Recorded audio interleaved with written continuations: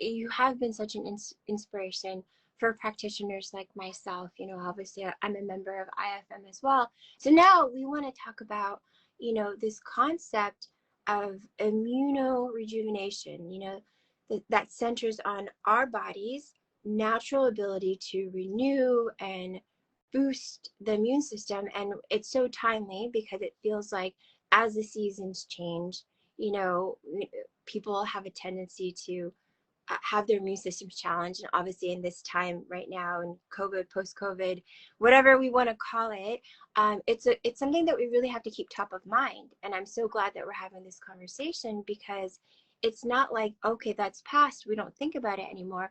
This is something that we need to constantly be aware of, educated on, and active in doing.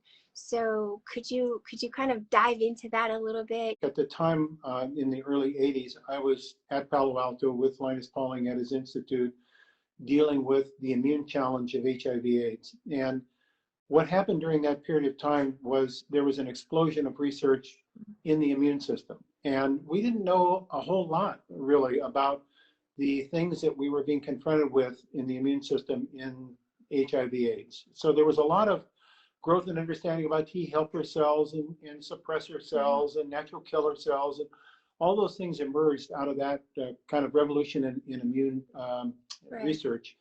Then we went through sort of a quiet period, I would say. People thought, well, we're on the other side of that immune situation. But then was born this whole new recognition that our immune system is under constant insult.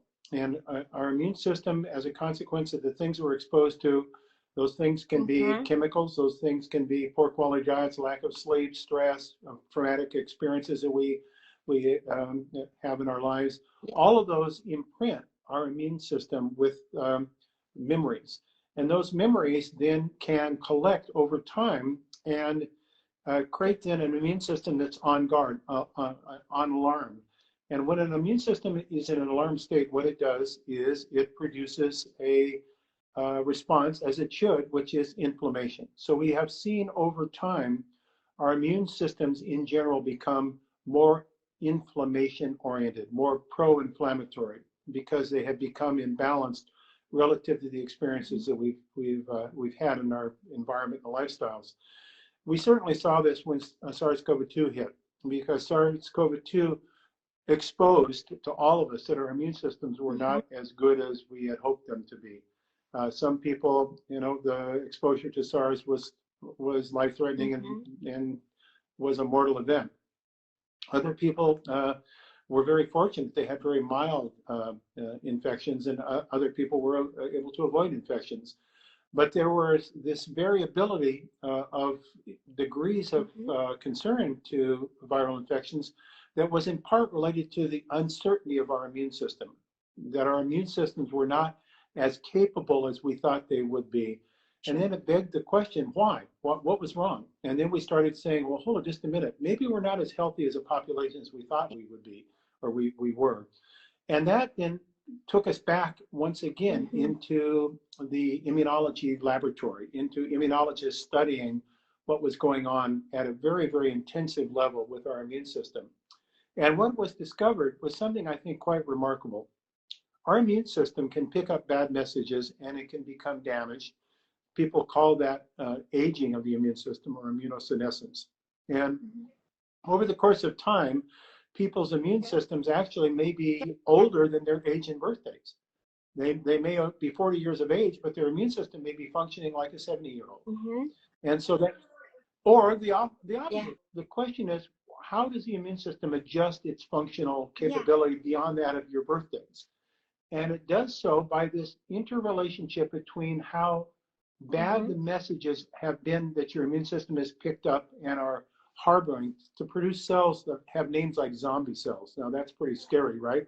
These are zombie cells are not good. Right. They're doing don't like zombie cells here. You don't want to collect a lot of those over the course of aging.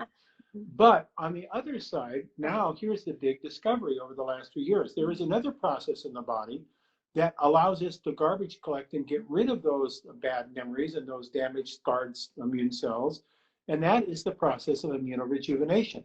And it's the constant tension between immunoaging, immunosenescence, and immunorejuvenation. What we want is our immunorejuvenation to exceed our immunosenescence, don't we? Because then we're revitalizing our immune system. Our immune system is younger in age than that of our birthdays. Now we're capable of having resilience in exposure to various things that we might see in our world, knowing there'll be future pandemics. And we recognize that the immune system is in every organ of our body. This is another thing that people didn't recognize, that, gee, you can have an immune system. You do have an immune system in your brain, in your liver, in your intestinal tract. Obviously, in fact, 70% of our immune system is clustered around our intestinal tract, which then makes our microbiome, which is in direct connection to our gut immune system, to be very important, and which makes our food that we eat important, because our food that we eat then influences our microbiome, which then influences our immune system, which then influences how we think, how we behave, how sore our muscles and joints are. All these things then become part of this process that we call the functional immune system. And so now we have been spending our time in really exploring this with this new company I founded called Big Bold Health. How do we really activate our immunorejuvenation process and put to sleep our immunosenescent process to the extent possible, so that we can get the full benefit of our immune system working 24/7, 365 to produce big, bold health outcomes. And this is, as I've said, so in alignment with what we talk about here a lot on my platform, in this community, a lot of what I believe.